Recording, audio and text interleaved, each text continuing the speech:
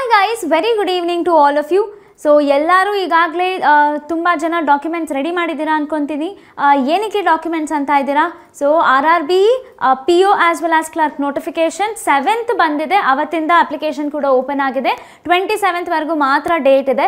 So ಇವಾಗ ನೀವಾಗಲೇ ಇನ್ನೂ ನೀವು ಮಾಡಿಲ್ಲ ಅಂತಂದರೆ, ಇನ್ನು ಡಾಕ್ಯುಮೆಂಟ್ಸ್ ಎಲ್ಲ ರೆಡಿ ಮಾಡಿಲ್ಲ, ಇನ್ನು ಪೋಸ್ಟ್ಪೋನ್ ಮಾಡ್ತಾ ಇದ್ದೀರಾ ಅಂದರೆ ದಯವಿಟ್ಟು ಪೋಸ್ಟ್ಪೋನ್ ಮಾಡಬೇಡಿ. ಆದಷ್ಟು ಈ ವಾರದಲ್ಲೇ ನೀವು ಅಪ್ಲೈ ಮಾಡಿ ಮುಗಿಸಿ, ಸೊ ದ್ಯಾಟ್ ಒಂದು ತಲೆನೋವು ಮುಗ್ದೋಗ್ಬಿಟ್ರೆ ನೀವು ಎಕ್ಸಾಮ್ ಮೇಲೆ ಫೋಕಸ್ ಮಾಡ್ಬೋದು.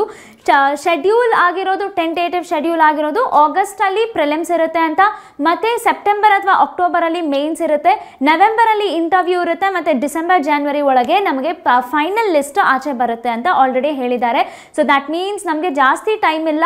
ಈ ಟೈಮ್ ಇವಾಗ ಹೆಂಗೆ ಓಡೋಗುತ್ತೆ ಅಂತಲೂ ನಾವು ಹೇಳೋಕ್ಕಾಗಲ್ಲ. So you guys must start preparing. So ಈಗಾಗಲೇ ನಿಮಗೆ ಗೊತ್ತಿರೋ ಹಾಗೆ ನಮ್ಮ ವೆರಾಂಡಾ ರೇಸ್ ಕಡೆಯಿಂದ ಪ್ರತಿದಿನ 4 ಗಂಟೆ ಲೈವ್ ಸೆಷನ್ಸ್ ಎಲ್ಲ ಸ್ಟಾರ್ಟ್ ಆಗ್ತಾ ಇದೆ. Current affairs, English, aptitude, reasoning 4 subject ನಾವು ಲೈವ್ ತರ್ತಾ ಇದ್ದೀವಿ ನಿಮ್ಮ ಮುಂದೆ. ಸೊ ಅಷ್ಟೇ ಅಲ್ಲ, ಆಪ್ಟಿಟ್ಯೂಡ್ SSCಗೆ ಸಪ್ರೇಟ್ ಮತ್ತು ಬ್ಯಾಂಕಿಂಗಿಗೆ ಸಪ್ರೇಟ್ ಮಾಡ್ತಾ ಇದ್ದೀವಿ. ಯಾಕೆ ಅಂತಂದರೆ ಬ್ಯಾಂಕಿಂಗಿಗೆ ಕೆಲವು ಟಾಪಿಕ್ಸ್ ಇನ್ಕ್ಲೂಡ್ ಆಗಿರೋದಿಲ್ಲ, SSCಗೆ ಇನ್ಕ್ಲೂಡ್ ಆಗಿರೋದು. ಬರೀ ಬ್ಯಾಂಕಿಂಗ್ ಎಕ್ಸಾಮ್ಸ್ ಇವಾಗ ಬರ್ತಿಲ್ಲ, CHSL ಕೂಡ ಡೇಟ್ಸ್ ಬಿಟ್ಟಿದ್ದಾರೆ. ಸೊ ಹಾರ್ಡ್ಲಿ ನಾವು ನೋಡಿದ್ರೆ ತುಂಬ ಡೇಸ್ ಕಂಜೆಸ್ಟ್ ಆಗ್ತಾ ಇದೆ, ತುಂಬ ದಿನಾನೂ ನಮಗೆ ಉಳ್ಕೊಂಡಿಲ್ಲ. CHSLಗೆ ನೀವು ಅಪ್ಲೈ ಮಾಡಿದ್ದೀರಾ ಅಂತಂದರೆ ತುಂಬ ಟೆನ್ಷನ್ ಮಾಡ್ಕೊಳ್ಬೇಡಿ. ಆದಷ್ಟು ಪ್ರಾಕ್ಟೀಸ್ ಮಾಡಿ, ಕಾಮ್ ಮೈಂಡ್ ಇಟ್ಕೊಂಡು ಪ್ರಾಕ್ಟೀಸ್ ಮಾಡಿ. ನೀವು ಪ್ರಾಕ್ಟೀಸ್ ಮಾಡಿರೋದನ್ನು ರಿವೈಸ್ ಮಾಡ್ಕೊಳ್ಳಿ. That will be very very important. ನೀವು ರಿವೈಸ್ ಮಾಡಿಕೊಂಡಾಗ ನಿಮಗೆ ಇನ್ನು ಕಾನ್ಸೆಪ್ಟ್ ಅರ್ಥ ಆಗೋದು ಜಾಸ್ತಿ ಇರುತ್ತೆ. ಎಕ್ಸಾಮಲ್ಲಿ ಟೆನ್ಷನ್ ಇಲ್ಲದೆ ಎಕ್ಸಾಮ್ ಅಟೆಂಡ್ ಮಾಡ್ಬೋದು.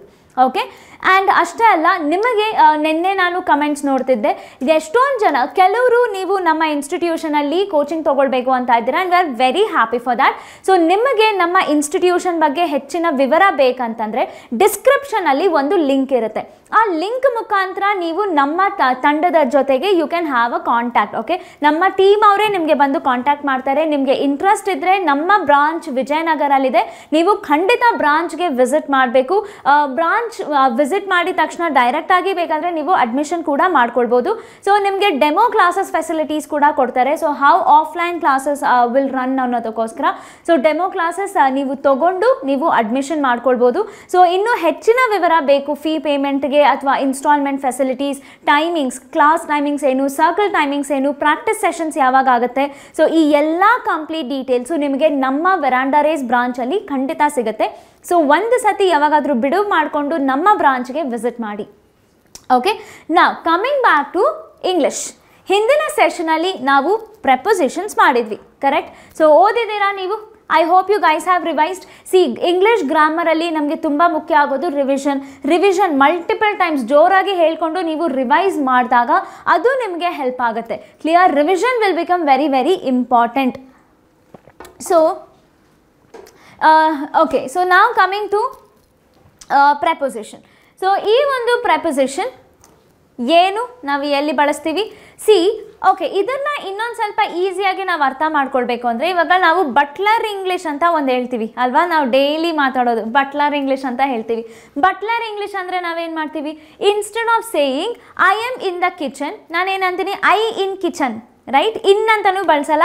ಕೆಲವೊಮ್ಮೆ ನಾನು ಹೇಳ್ತೀನಿ ಐ ಇನ್ ಕಿಚನ್ ಅಥವಾ ಐ ಆಮ್ ಕಿಚನ್ ಅಂತ ಆ ಥರ ಹೇಳ್ತೀನಿ, ರೈಟ್? ಸೊ ಕೆಲವೊಮ್ಮೆ ಬಟ್ಲರ್ ಇಂಗ್ಲೀಷಲ್ಲಿ ನಾವೇನು ಮಾಡ್ತೀವಿ ಅಂದರೆ we generally miss out the important parts of speech such as preposition ಆಗಿರ್ಬೋದು ಅಥವಾ ವರ್ಬ್ ಆಗಿರ್ಬೋದು. We generally miss that out. So ಅದನ್ನು ನಾನು ಮಿಸ್ ಔಟ್ ಮಾಡಿದಾಗ what will be the possible outcome? ನನಗೆ ಸೆಂಟೆನ್ಸ್ ಇನ್ಕಂಪ್ಲೀಟ್ ಆಗುತ್ತೆ, ರೈಟ್? ಈ ಒಂದು ಸೆಂಟೆನ್ಸ್ನ ನಾನು ಕಂಪ್ಲೀಟ್ ಮಾಡಬೇಕು ಅಂತಂದರೆ what is that? I have to know that how well I can use all the parts of speech. English ಅಲ್ಲಿ ಪಾರ್ಟ್ಸ್ ಆಫ್ ಸ್ಪೀಚ್ನ ನಾವು ಬಳಸೋದ್ರ ಮೇಲೆ ನಾವು ಇಂಗ್ಲಿಷ್ ಔಟ್ಕಮ್ ಎಷ್ಟು ಚೆನ್ನಾಗಿದೆ ಅಂತ ಗೊತ್ತಾಗುತ್ತೆ. Okay, so you can see preposition ಅನ್ನೋದು ನಾನು ಏನು ಮಾಡ್ತೀನಿ, ಹಿಂದಿನ ಸೆಷನಲ್ಲಿ ನೋಡಿದಾಗೆ ವಿ ಜನರಲಿ ಲಿಂಕ್ ನೌನ್ ಅಥವಾ ಪ್ರೊನೌನ್ನ ಬೇರೆ ಪಾರ್ಟ್ಸ್ ಆಫ್ ಸ್ಪೀಚ್ ಜೊತೆ ಲಿಂಕ್ ಮಾಡೋಕ್ಕೋಸ್ಕರ ನಾವು ಪ್ರೆಪೊಸಿಷನ್ ಬಳಸ್ತೀವಿ. See, for example, Sheena was in the kitchen. ಇದನ್ನು ನಾನು ಸಪೋಸ್ ಪ್ರೆಪೊಸಿಷನ್ ತೆಗೆದುಬಿಟ್ರೆ ಏನಾಗುತ್ತೆ? Sheena was the kitchen. So ಇದರಲ್ಲಿ ನಾನು ರಿಲೇಷನ್ ಹೇಳೋಕ್ಕೆ ಆಗಲ್ವಲ್ಲ, ಶೀನಾ ಮತ್ತು ಕಿಚನ್ ಮಧ್ಯೆ ಅಂತ ಏನು ರಿಲೇಷನ್ ಏನಿದೆ ಅಂತ ಹೇಳೋಕ್ಕಾಗಲ್ಲ. She slipped the stairs, so ಇದ್ರ ಮಧ್ಯೆ again I cannot tell what is the relation. Slipped, she slipped ಮತ್ತು ಸ್ಟೇರ್ಸ್ ಮಧ್ಯೆ ರಿಲೇಷನ್ ಏನು ನನಗೆ ಹೇಳೋಕ್ಕಾಗಲ್ಲ. We are proud country, we are proud country, so ಅದೇ ಬೇರೆ ಅರ್ಥ ಕೊಡುತ್ತಲ್ಲ. ಆದರೆ ಇಲ್ಲಿ ನಾನು ಪ್ರೆಪೋಸಿಷನ್ ಹಾಕಿದಾಗ ನನಗೆ ನನ್ನ ದೇಶದ ಮೇಲೆ ಹೆಮ್ಮೆ ಆಗುತ್ತೆ. ನಾವು ಹೆಮ್ಮೆ ದೇಶ ಅಲ್ಲ, ದೇಶದ ಮೇಲೆ ಹೆಮ್ಮೆ ಆಗುತ್ತೆ. So that is the difference. So ಯಾವಾಗ ನಾನು ಪ್ರೆಪೋಸಿಷನ್ ತೆಗಿತೀನೋ ಅರ್ಥ ಬೇರೆ ಆಗುತ್ತೆ ಅಥವಾ ಅರ್ಥನೇ ಇನ್ಕಂಪ್ಲೀಟ್ ಆಗುತ್ತೆ. So preposition is very important. It relates what noun ಅಥವಾ ಪ್ರೊನೌನ್ನ ಬೇರೆ ಪಾರ್ಟ್ಸ್ ಆಫ್ ಸ್ಪೀಚ್ ಜೊತೆ ರಿಲೇಟ್ ಮಾಡೋದೇ preposition. Okay, so we have also seen ಪ್ರೆಪೋಸಿಷನ್ನ ನಾವು ಹೆಂಗೆ ಐಡೆಂಟಿಫೈ ಮಾಡ್ಬೋದು ಅಂತ. That is through their objects. For example on, ಇಲ್ಲಿ ಆನ್ ಇದೆಯಾ, ಆನ್ಗೆ on is a preposition. The book is the table. So ಬುಕ್ಗೆ ಟೇಬಲ್ಗೆ ನಾನು ಏನು ಸಂಬಂಧ ಕಟ್ಬೋದು? ಸಂಬಂಧ ಕಟ್ಟಬೇಕು ಅಂತಂದರೆ ನಾನಿಲ್ಲಿ ಪ್ರೆಪೋಸಿಷನ್ ಆನ್ ಅಂತ ಬಳಸಬೇಕಾ? ಆನ್ ಅಂತ ಬಳಸಿದ ಮೇಲೆ ನನಗೆ ಗೊತ್ತಾಗೋದು ಬುಕ್ಕು ಟೇಬಲ್ ಮೇಲಿದೆ ಅಂತ. Clear? I did not talk him. I did not talk him ಅಂತಂದರೆ ಏನು? ನಾನು ಅವನ ಜೊತೆ ಮಾತಾಡಿಲ್ಲ, ಅವನ್ನ ಮಾತಾಡಿಲ್ಲ ಅಂತ ಹೇಳೋದಕ್ಕೋಸ್ಕರ I have to use preposition. ಸೊ ಇಲ್ಲಿ preposition to ಅಂತ ಬಳಸೋದು ಮುಖ್ಯ. and that becomes the him. ಇಲ್ಲಿ pronoun that becomes the object of the preposition to. So ಈ ಆಬ್ಜೆಕ್ಟ್ಸ್ನ ನಾವು ಹೆಂಗೆ ಐಡೆಂಟಿಫೈ ಮಾಡಬೇಕು ಅನ್ನೋದು ಹಿಂದಿನ ಸೆಷನಲ್ಲಿ ನಾವು ನೋಡಿದ್ದೀವಿ. ಅಕ್ಯುಸೇಟಿವ್ ಕೇಸ್ ಅಂದರೆ ಏನಂತ ಕೂಡ ಹಿಂದಿನ ಸೆಷನಲ್ಲಿ ನೋಡಿದ್ದೀವಿ. ನೀವು ನೋಡಿದರೆ ನೀವು ರಿಕಲೆಕ್ಟ್ ಮಾಡ್ಕೊಳ್ಳಿ. ಸಪೋಸ್ ನೀವು ನೋಡಿಲ್ಲ, ಇದೇ ವಿಡಿಯೋ ಫಸ್ಟ್ ನೋಡ್ತಾ ಇದ್ದೀರಾ ಅಂತಂದರೆ ಹಿಂದಿನ ವಿಡಿಯೋ ನಮ್ಮ channel Veranda Race YouTube Kannada channel, Karnataka channel, ಈ ಮುಂಚೆ ಕನ್ನಡ ಆಯಿತು, ಇವಾಗ ಕರ್ನಾಟಕ ಆಗಿದೆ, ಅದರಲ್ಲಿ ಆಲ್ರೆಡಿ ಅಪ್ಲೋಡ್ ಆಗಿರುತ್ತೆ. You can go and watch it. Okay, so ಅಷ್ಟೇ ಅಲ್ಲ, ಬೇರೆ ಬೇರೆ ಒಂದೇ ಒಂದು ಪ್ರೆಪೋಸಿಷನ್ ಎರಡು ಆಬ್ಜೆಕ್ಟ್ನ ತಗೊಳುತ್ತೆ. For example I gave money to Ritu and her brother. ಇಬ್ಬರು ಆಬ್ಜೆಕ್ಟ್ ತಗೊಳ್ತಾ ಇದೆ. And also we can see that the clause ಕೂಡ ಒಂದು ಆಬ್ಜೆಕ್ಟ್ ಆಗ್ಬೋದು. ಕ್ಲಾಸ್ ಅಂತಂದರೆ ಈ ಒಂದು what she did for me, other grammatically it is complete, ಆದರೆ ಸೆಂಟೆನ್ಸ್ ಇಲ್ಲ ಅಂದರೆ ಅದರ ಅರ್ಥ ನಮಗೆ ಗೊತ್ತಾಗಲ್ಲ. That is a clause. So clause ಬಗ್ಗೆ ಕೂಡ ಹಿಂದಿನ ಸೆಷನಲ್ಲಿ ನೋಡಿದ್ದೀವಿ. And also adverb of time ಮತ್ತು ಅಡ್ವರ್ಬ್ ಆಫ್ ಪ್ಲೇಸ್ ಅನ್ನು ಕೂಡ ನಾನು ಪ್ರೆಪೋಸಿಷನ್ಗೆ ಆಬ್ಜೆಕ್ಟ್ ಆಗಿ ಬಳಸ್ಬೋದು. For example I don't like to go from here. Here is adverb of place. Okay, she had written by then. So then is adverb of time. So by ge so you can see here by is a preposition. By ge then object agide, from ge here object agide. Okay, so we have seen object ಅನ್ನೋದು ನಾವು ಹೆಂಗೆ ಬಳಸಬೇಕು ಅಂತ ನಾವು ಹಿಂದಿನ session ಅಲ್ಲಿ ನೋಡಿದೀವಿ. So ಪ್ರೆಪೋಸಿಷನ್ ಮತ್ತೆ ಕಂಜಂಕ್ಷನ್ ಗೆ ಇರೋ ವ್ಯತ್ಯಾಸನೇ ಇದು.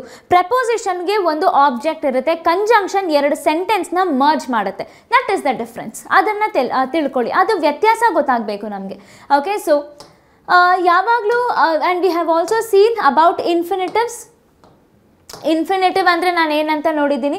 ಆ್ಯಂಡ್ ಇಲ್ಲಿ ಯಾವಾಗೂ ಪ್ರೆಪೋಸಿಷನ್ ನಂತರ ಬಳಸುವಂಥ ವರ್ಬ್ ಯಾವಾಗಲೂ ING form, that is in the form of gerund ಇರಬೇಕು ಅಂತಲೂ ನೋಡಿದ್ದೀನಿ. ಆ್ಯಂಡ್ ಎಕ್ಸೆಪ್ಷನ್ ಇಸ್ ಟು ನಂತರ ನಾನು ಯಾವುದೇ ಕಾರಣಕ್ಕೂ ಬಳಸುವಂಥ ವರ್ಬ್ಗೆ ING ಹಾಕಬಾರ್ದು. That is incorrect. Okay, so we have also scene all these in previous class. So we have seen ಹಿಂದಿನ ಸೆಷನಲ್ಲಿ ಕೂಡ ನಾನು ವರ್ಬ್ಗೆ ಸ್ವಲ್ಪ ಇಂಟ್ರೊಡಕ್ಷನ್ ಕೊಟ್ಟಿದ್ದೀನಿ. ದಟ್ ವರ್ಬ್ 3 ಥರ ಇರುತ್ತೆ, ಜೆರಂಡ್, ಇನ್ಫಿನಿಟಿವ್ಸ್ ಆ್ಯಂಡ್ ಪಾರ್ಟಿಸಿಪಲ್ ಅಂತ. Okay, so it should be in gerund form. Gerund form ಅಂದರೆ ಯಾವ ವರ್ಬ್ ಇರುತ್ತೆ ಆದರೆ it acts as a noun. For example smoking is injurious to health. ಇಲ್ಲಿ ಸ್ಮೋಕಿಂಗ್ ಅನ್ನೋದು ಅದು ಒಂದು ಅಭ್ಯಾಸದ ಹೆಸರು. ಸೊ ದಟ್ ಓಕೆ, ಸ್ಮೋಕ್ ಅನ್ನೋದು ವರ್ಬ್ ಇದ್ರೂ ಅದೊಂದು ಅಭ್ಯಾಸದ ಹೆಸರು. That means it is acting as a noun. So that is what is called as gerund. Okay, so ಈ ಒಂದು ಪರ್ಟಿಕ್ಯುಲರ್ ಕೇಸ್ ಬಗ್ಗೆ ನಾವು ವರ್ಬ್ಸ್ ಮಾಡುವಾಗ ಇನ್ನೂ ಡೆಪ್ತ್ ಆಗಿ ಕಲ್ತ್ಕೊಳ್ಳೋಣ. And next one, rules of some more rules of preposition. So ಯಾವಾಗ object ಪ್ರೆಪೋಸಿಷನ್ಗೆ ಆಬ್ಜೆಕ್ಟ್ ಆಗಿ ಒಂದು ಪ್ರೋನೌನ್, ಇಂಟರೋಗೇಟಿವ್ ಪ್ರೋನೌನ್ ಇರುತ್ತೋ ಆವಾಗ ಪ್ರೆಪೋಸಿಷನ್ ಕೊನೆಗೆ ಹೋಗ್ಬಿಡುತ್ತೆ ಸೆಂಟೆನ್ಸ್, ಇಂಟರೋಗೇಟಿವ್ ಸೆಂಟೆನ್ಸಲ್ಲಿ. See for example to whom are you talking. So ಟೂಗೆ ಇಲ್ಲಿ ಆಬ್ಜೆಕ್ಟ್ ಇರೋದು whom, it is interrogative pronoun. So ಈ ಥರ ಇದ್ದಾಗ ಈ ಟು ಕೊನೆಗೆ ಹೋಗುತ್ತೆ. So what will be the right answer? Who are whom are you talking to. About what? So about what again is acting as interrogative pronoun. So about ಅನ್ನೋದು ಏನಾಗುತ್ತೆ ಇಲ್ಲಿ ಕೊನೆಗೆ ಹೋಗುತ್ತೆ. So what are you talking about? So these are the some more examples. So ಹಿಂದಿನ ಸೆಷನಲ್ಲಿ ಇದನ್ನು ನಾವು ನೋಡಿದ್ದೀವಿ. I am repeating it again. So this is just a revision. ನೀವು ನೋಡಿದರೆ ಓಕೆ, ನೋಡಿಲ್ಲ ಅಂತಂದರೆ ನೋಡಿದರೆ ರಿವೈಸ್ ಮಾಡ್ಕೊಳಕ್ಕೆ ಟ್ರೈ ಮಾಡಿ. Revision is important. Okay, so next moving on to the some more things, that ಯಾವಾಗ ಫಾರ್ ಮತ್ತು ದ್ಯಾಟ್ ಅಂತ ಒಟ್ಟಿಗೆ ಬರುತ್ತೋ ಆ ಥರ ಆದರೂ ಅಂದ್ಕೊಳ್ಳಿ. ಫಾರ್ ಮತ್ತು ದ್ಯಾಟ್ ಅಂತ ಒಟ್ಟಿಗೆ ಬಂದಾಗ ನಾನೇನು ಮಾಡಬೇಕು, ಫಾರ್ ಏನಿದೆ ಅದನ್ನು ಕೊನೆ ಲಾಸ್ಟ್ಗೆ ಕಳಿಸ್ಬೇಕು ಆ್ಯಂಡ್ ದಟ್ನ ಮಾತ್ರ ಅಲ್ಲೇ ರೀಟೇನ್ ಮಾಡಬೇಕು. Okay, that is relative pronoun which acts. ಇಲ್ಲಿ ಈ ಒಂದು ಪರ್ಟಿಕ್ಯುಲರ್ ಎಕ್ಸಾಂಪಲಲ್ಲಿ it is acting as a interrogative pronoun. Simple. So this is the structure of that ಅಂತ ಇದೆಯಾ. ಸೊ ಪ್ರೆಪೋಸಿಷನ್ ನಂತರ ದ್ಯಾಟ್ ಇದೆ ಅಂದಾಗ ಈ ಪ್ರೆಪೋಸಿಷನ್ನ ಇಲ್ಲಿ ನಾನು ಲಾಸ್ಟ್ಗೆ ಹಾಕ್ತೀನಿ. And the picture that she saw, this is the picture that she always talks of. Clear? So preposition should come in the end. Okay, and always ಯಾವಾಗ ಇನ್ಫಿನಿಟಿವ್ಸ್ ಇರುತ್ತೋ, ಇನ್ಫಿನಿಟಿವ್ಸ್ ಅಂದರೆ ಯಾವುದಕ್ಕೆ ಡೆಫಿನೈಟ್ ಆಬ್ಜೆಕ್ಟ್ ಇರೋದಿಲ್ವೋ, ಇನ್ಫಿನಿಟಿವ್ಸ್ ಬೇಸಿಕಲಿ ಆ verb, ಅದಕ್ಕೆ definite objective ಇರೋದಿಲ್ಲ, ಅದಕ್ಕೆ ನಾನು ಇನ್ಫಿನಿಟಿವ್ ಅಂತ ಕರಿತೀನಿ. So see, is is already not there, already ಆ ವರ್ಬ್. ಸೊ ಇನ್ಫಿನಿಟಿವ್ನ ನಾವು ಹೆಂಗೆ ಕಂಡುಹಿಡಿಬೋದು ಅಂದರೆ ಒಂದು ವರ್ಬ್ ಆಲ್ರೆಡಿ ಇರುತ್ತೆ, ಅದರ ಜೊತೆಗೆ ಇನ್ನೊಂದು ವರ್ಬ್ ಇರುತ್ತೆ ಆ್ಯಂಡ್ ಈ ವರ್ಬ್ಗೆ ಯಾವುದೇ ರೀತಿಯಾದ ಆಬ್ಜೆಕ್ಟ್ ಇರೋದಿಲ್ಲ. So this does not have any kind of object. Okay, to live in. Clear? So to ಜೊತೆ ಇಟ್ ವಿಲ್ ಬಿ ಅಕಂಪನಿಡ್. ಯಾವಾಗ to right, to spend. So ಈ ಥರ ಇದ್ದಾಗ, ಈ ಥರ ಇನ್ಫಿನಿಟಿವ್ಸ್ ಇದ್ದಾಗ ನನಗೆ ಎಲ್ಲಿ ಅವಶ್ಯಕತೆ ಇರುತ್ತೋ ಅದರ ಜೊತೆ ನಾನು ಪ್ರೆಪೋಸಿಷನ್ ಬಳಸಬೇಕು. ಆ preposition should be in relation to or it should be coordinating with the noun. Clear? It is not safe place to live in. Place ಅಂದರೆ ಜಾಗದಲ್ಲಿ ನಾವೇನು ಮಾಡ್ತೀವಿ, ವಾಸ ಮಾಡ್ತೀವಿ. So live in. He gave me pen. Pen ಜೊತೆಗೆ ಏನು ಮಾಡ್ತೀನಿ, pen ಜೊತೆಗೆ ಅಲ್ವಾ ಬರೆಯೋದು. So to write with. Clear? He gave me money to spend. So ಈ spend itself is understood, ನನಗೆ ಬೇರೆ ಏನು ಆ್ಯಡ್ ಮಾಡೋ ಅವಶ್ಯಕತೆ ಇಲ್ಲ. So this as it is correct. Clear? So ಇದನ್ನು ನಾವು again we have all seen it in the previous session and these are the exceptional words. I hope you guys have studied the exceptional word. At least ನೀವು memorise ಮಾಡಿಲ್ಲ ಅಂದರೂ ಪ್ರತಿ ಸತಿ ಓದ್ಕೊಳ್ಳಿ, ಒಂದು ಸತಿ ರಿವೈಸ್ ಮಾಡ್ತಾ ಇರಿ, ಆವಾಗ ನಿಮಗೆ ಅರ್ಥ ಆಗುತ್ತೆ. ಸೊ ಈ ವರ್ಡ್ಸ್ನ ಯಾವಾಗ ನಾನು ಆಕ್ಟಿವ್ ಫಾರ್ಮಲ್ಲಿ ಬಳಸ್ತೀನೋ, ಓಕೆ, ಆವಾಗ ಈ ವರ್ಡ್ ಈ ವರ್ಬ್ ನಂತರ ನಾನು ಯಾವುದೇ ರೀತಿಯಾದ ಪ್ರೆಪೋಸಿಷನ್ ಬಳಸಬಾರ್ದು. Clear? And they should be in active form. Active form ಅಂದರೆ ಡೈರೆಕ್ಟ್ ಆಗಿರಬೇಕು. The verb must be transitive. Okay, so these were some of the examples and here ಈ ಒಂದು ಲಾಸ್ಟ್ ಸೆಂಟೆನ್ಸ್ ಅಲ್ಲಿ it is definitely correct. ಯಾಕೆ ಅಂದರೆ committee comprised of 5 members, this is acting as a intransitive verb. Direct ಆಗಿ ಇದ್ರೂ it is acting as a intransitive verb and intransitive verbs generally do not admit of active form. Clear? So you can see the examples. I have ordered I have ordered for his transfer. Ordered is there in this particular word. ಇಲ್ಲಿದೆ order, ಇಲ್ಲಿದೆ. So I have ordered ಅಂತ ಇದೆಯಾ, ordered ಅಂತ ಇದೆ. Ordered ನಂತರ ನಾನು ಯಾವುದೇ ಕಾರಣಕ್ಕೂ ಪ್ರೆಪೋಸಿಷನ್ ಬಳಸಬಾರ್ದು. So I will omit the preposition. What will be the right answer? I have ordered his transfer. Clear? So you can follow this. ಹಿಂದಿನ ಸೆಷನಲ್ಲಿ ಇದನ್ನು ನಾವು ನೋಡಿದ್ದೀವಿ. ಅಗೇನ್ ವಿತ್ ದೀಸ್ ವರ್ಡ್ಸ್ ಎಲ್ಲ ಪ್ರೆಪೋಸಿಷನ್ ಅಲ್ಲ, ಈ ವರ್ಡ್ಸ್ ಅಗೇನ್ ಎಕ್ಸೆಪ್ಷನಲ್ ಜೊತೆ ನಾನು ಟು ಬಳಸಬಾರ್ದು. ಬೇರೆ ಎಲ್ಲ ಪ್ರೆಪೋಸಿಷನ್ ಬಳಸ್ಬೋದು, ಆದರೆ ಟು ಬಳಸಬಾರ್ದು. For example, I advised to him to go. No, I advised him to go. Okay, I informed to the police, not informed to.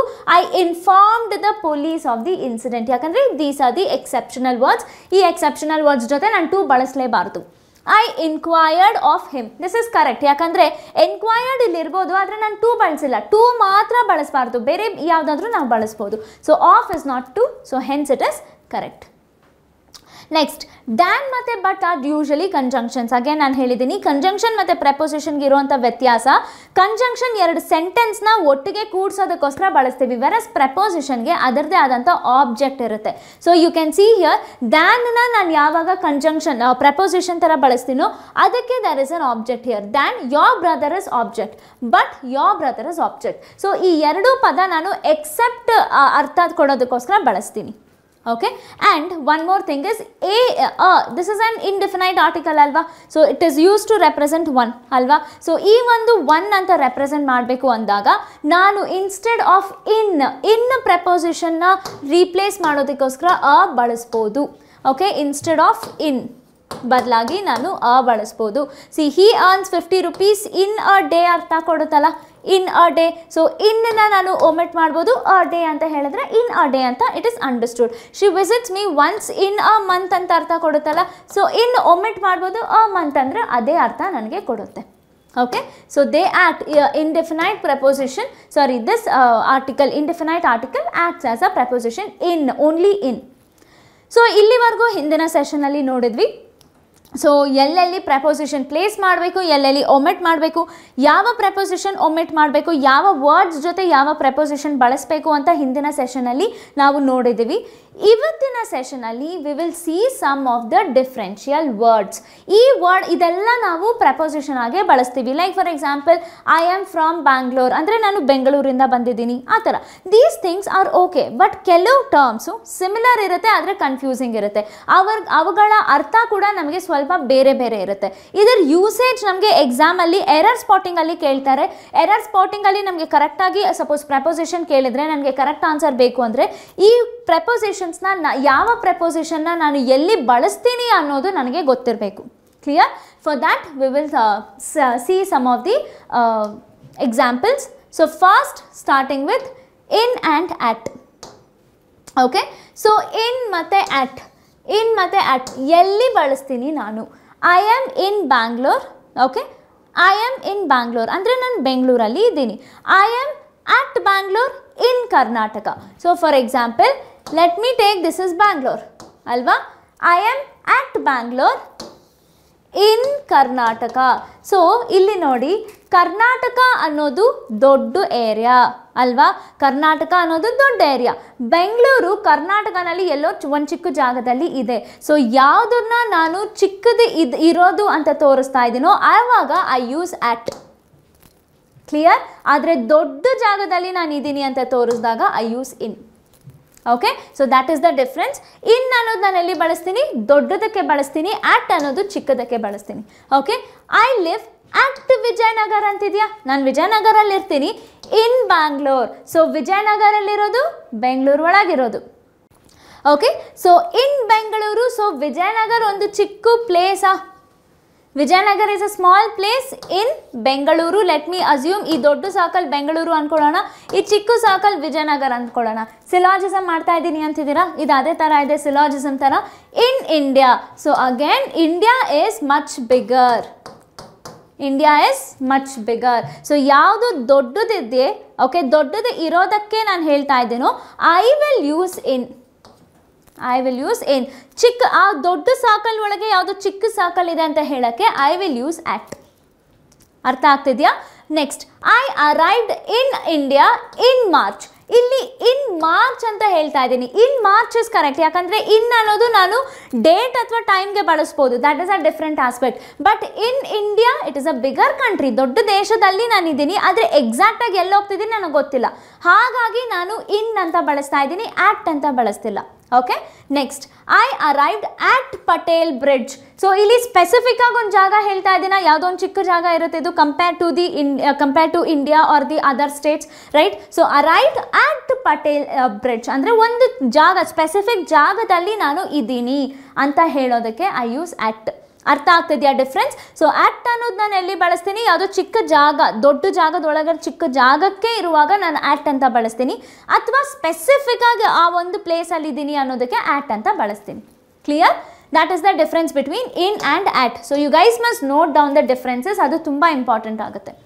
Next, up, above and over. ಮೂರು ಅರ್ಥನೂ ಸಮ್ವೇರ್ ಎಲ್ಲ ಮೇಲ್ಗಡೆ ಇದೆ ಅಂತ. ನನಗಿಂತ ಮೇಲಿರೋದಕ್ಕೆ ನಾನು ಅಪ್, ಅಬೌವ್, ಓವರ್ ಅಂತೀನಿ. So twinkle twinkle little star ಆ ರೈಮ್ಸ್ ಥರ ಇದೆಯಲ್ಲ, up above the world so high like a diamond in the sky. So ನಾವು ಅಪ್ ಮತ್ತು ಅಬೌವ್ ಎರಡೂ ಒಂದೇ ಅಲ್ಲ, ಮತ್ತು ಏನಕ್ಕೆ ಅವರು ಎರಡೂ ಬಳಸಿದ್ದಾರೆ? ಸೊ ಇವತ್ತವರೆಗೂ ಯಾವತ್ತಾದ್ರೂ ಕ್ವೆಶ್ಚನ್ ಮಾಡಿದ್ದೀರಾ ನರ್ಸರಿಯಿಂದ? Okay, we will learn it. So up ಅಂತಂದರೆ we usually use it for place. ಯಾವುದಾದ್ರೂ ಒಂದು ಜಾಗಕ್ಕೆ ನಾನು ಅಪ್ ಅಂತ ಹೇಳ್ತೀನಿ. For example, go upstairs. You can find it in the upstairs or you can find it in the upstairs wardroom. So ಒಂದು ಜಾಗ ಯಾವುದು ಮೇಲಿರುತ್ತೋ ಅದಕ್ಕೋಸ್ಕರ ನಾನು ಅಪ್ ಅಂತ ಬಳಸ್ತೀನಿ. ಸಿಮಿಲರ್ಲಿ ಅಬೌವ್ ಅಂತಂದರೆ ಯೂಶಲಿ ರ್ಯಾಂಕಿಂಗ್ ಅಥವಾ ಲೆವೆಲ್ಗೋಸ್ಕರ ಬಳಸ್ತೀನಿ. ಓಕೆ, ಮೈ ನೇಬರ್ಸ್ ಆರ್ ಅಬವ್ ಮೀ ಅಂದರೆ ನನ್ನ ಮೇಲ್ಗಡೆ ಇದ್ದಾರೆ, but we are not physically connected. ನಮಗೆ ಒಬ್ಬರ ಮೇಲೊಬ್ಬರು ಫಿಸಿಕಲ್ ಕಾಂಟ್ಯಾಕ್ಟ್ ಇರೋದಿಲ್ಲ. ಕ್ಲಿಯರ್? ಅಬವ್ ಮೀ ಅಂದರೆ ನನ್ನ ತಲೆ ಮೇಲೆ ಇದ್ದಾರೆ ಅಂತ ಅಲ್ಲ. ಕ್ಲಿಯರ್? ಎಲ್ಲೋ ಒಂದು ಲೆವೆಲ್ ಮೇಲೆ ಇದ್ದಾರೆ. ಮೇ ಬಿ ನಾನು ಗ್ರೌಂಡ್ ಫ್ಲೋರ್ ಫ್ಲೋರಲ್ಲಿ ಇದ್ದೀನಿ, ಅವರು ಫಸ್ಟ್ ಫ್ಲೋರಲ್ಲಿ ಇದ್ದಾರೆ. It is like that. Okay, and they are not in contact with one another. Ground floor first floor will be in contact. Maybe ನಾನು ಗ್ರೌಂಡ್ ಫ್ಲೋರಲ್ಲಿ ಇದ್ದೀನಿ, ಅವರು ಥರ್ಡ್ ಫ್ಲೋರಲ್ಲಿ ಇದ್ದಾರೆ. Okay, they are 2 floors above me, they are not in contact. Clear? So the surface will not be in contact. And ಇನ್ನೊಂದು ಯಾವಾಗ ಬಳಸ್ತೀನಿ ಅಂದರೆ vertically higher. For example, I got above 80%. Okay, ನನಗೆ 80%ಗಿಂತ ಜಾಸ್ತಿ ಬಂದಿದೆ, ಆ ಥರನೂ ನಾನು ಬಳಸ್ಬೋದು. ಓವರ್ ಅಂತಂದರೆ ಇವಾಗ ನಾನು for example, best example is I have spread the bedsheet over the bed. Best example. Okay, ಅಂದರೆ ಬೆಡ್ ಮೇಲೆ ನಾವು ಬೆಡ್ಶೀಟ್ ಹಾಸ್ತೀವಿ ಅಲ್ಲ, ಬೆಡ್ಶೀಟ್ ಹಾಸಿದಾಗ ಏನಾಗುತ್ತೆ, ಬೆಡ್ ಸರ್ಫೇಸು ಪೂರ್ತಿ ಕವರ್ ಆಗುತ್ತೆ. ಸೊ ಓವರ್ ಅಂತ ನಾನು ಯಾವಾಗ ಬಳಸ್ತೀನಿ ಅಂದರೆ ಪೂರ್ತಿ ಕವರ್ ಆದಾಗ, ಸರ್ಫೇಸು ಪೂರ್ತಿ ಕವರ್ ಆಗೋದಕ್ಕೆ ನಾನು ಓವರ್ ಅಂತ ಬಳಸ್ತೀನಿ. And definitely they will be in contact. Okay, contact ಇರ್ಬೋದು, ಇಲ್ದಿರಾನು ಇರ್ಬೋದು, ದಟ್ ಈಸ್ ಓಕೆ. ಆದರೆ ನಾನು ಇದರಲ್ಲಿ ನನಗೇನು ಅರ್ಥ ಆಗುತ್ತೆ ಅಂದರೆ, for example, I put my hands over my face. ಇವಾಗ ನನ್ನ ಮುಖದ ಮೇಲೆ ನನ್ನ ಕೈಗಳು ಇಟ್ಕೊಂಡಾಗ ನನ್ನ ಮುಖ ಪೂರ್ತಿ ಮುಚ್ಚೋಗೋದಿಲ್ವಾ? ನಾನು ಟಚ್ ಮಾಡ್ತಿದ್ದೀನೋ ಬಿಟ್ಟಿದ್ದೀನೋ ಅದು ಬೇರೆ ವಿಷಯ, ಆದರೆ ನನ್ನ ಮುಖ ಪೂರ್ತಿ ಕವರ್ ಆಗಿಬಿಡುತ್ತಲ್ಲ, ಅದರ ಅರ್ಥ ಕೊಡೋದು ಓವರ್. ಅರ್ಥ ಆಗ್ತಿದೆಯಾ? So we put a sheet over his body. So dead body ಮೇಲೆ ನಾವೊಂದು ಹೊದಿಕೆನ ಹಾಸ್ತೀವಿ. ಸೊ ಹೊದಿಕೆ ಹಾಸಿದಾಗ ಏನಾಗುತ್ತೆ, ಡೆಡ್ ಬಾಡಿ ಫುಲ್ ಕವರ್ ಆಗುತ್ತೆ, right? So that is it. There is a bridge over the river. So river ಮೇಲೆ ಒಂದು ಬ್ರಿಡ್ಜ್ ಕಟ್ಟಿದ್ದಾರೆ, ರಿವರ್ ಪೂರ್ತಿ ಮುಚ್ಕೊಂಡ್ಬಿಟ್ಟಿದೆ. ಸೊ ಬ್ರಿಡ್ಜ್ ರಿವರ್ನ ಟಚ್ ಆದರೂ ಆಯಿತು, ಆಗಿಲ್ಲ ಅಂದರೂ ಆಯಿತು, ಆದರೆ ಪೂರ್ತಿ ಕವರ್ ಆಗಿದೆ. ಅರ್ಥ ಆಗ್ತಿದೆಯಾ? That is the difference between over, above and up. You can see the example, the flags waved above our head. ಅಂದರೆ ಫ್ಲಾಗ್ಸ್ ನಮ್ಮ ತಲೆ ಮೇಲೆ ಅಂದರೆ ತಲೆ ಮೇಲೆ ಎಕ್ಸಾಕ್ಟ್ ಆಗಲ್ಲ, ಎಷ್ಟೋ ಮೇಲೆ, ನಮ್ಮ ತಲೆಗಳ ಮೇಲೆ ಅಲ್ಲೆಲ್ಲಾದರೂ ಹಾರ್ತಾ ಇರ್ಬೋದು. That is the meaning. Clear? ಅರ್ಥ ಆಗ್ತಿದೆಯಾ ಎಲ್ಲರಿಗೂ? Now moving on to the next set of words. Just opposite, ಇವಾಗ ಓದಿರೋದಕ್ಕೆ just opposite, that is down, below, under, beneath. So ಇದರಲ್ಲಿ ಒಂದು ಎಕ್ಸ್ಟ್ರಾ ಬಿನೀತ್ ಅಂತ ಹಾಕಿದ್ದೀನಿ. ಓಕೆ, ನಾವು ಡೌನ್ ಅಂತಂದರೆ ಅಪ್ಗೆ opposite down. So up place ಅಂತಂದರೆ ಡೌನ್ ಕೂಡ ನಾನು ಪ್ಲೇಸ್ಗೆ ಉಪಯೋಗಿಸ್ತೀನಿ. Simple. Okay, so go downstairs. There is you can find a room downstairs, or you can find the clothes in the downstairs wardrobe. Okay, so downstairs ಅನ್ನೋದು usually ನಾನು ಪ್ಲೇಸಿಗೆ represent ಮಾಡ್ತೀನಿ. Whereas below, it is just opposite to above. It talks about level. Okay, below is just opposite to above. So above ಅನ್ನೋದು ನಾನು ಲೆವೆಲ್ಗೋಸ್ಕರ ಬಳಸಿದ್ದೀನ, and the surface will not be touching. Similarly below ಅನ್ನೋದು ಕೂಡ ನಾನು ಲೆವೆಲ್ಗೆ ಬಳಸ್ತೀನಿ, plus the surface touch ಆಗ್ತಿರಲ್ಲ. My neighbours stay 2 floors below me. ನಾನು 3rd ಫ್ಲೋರಲ್ಲಿದ್ದರೆ ನನ್ನ ನೇಬರ್ಸು 1st ಫ್ಲೋರಲ್ಲಿದ್ದಾರೆ, 2 ಫ್ಲೋರ್ ನಮ್ಮ ಮನೆಗಿಂತ ಕೆಳಗಿದ್ದಾರೆ ಅಂತ ಅರ್ಥ. The floors will without contact. Okay, contact ಇರೋದಿಲ್ಲ. They live below us. I got below 80%. Next under.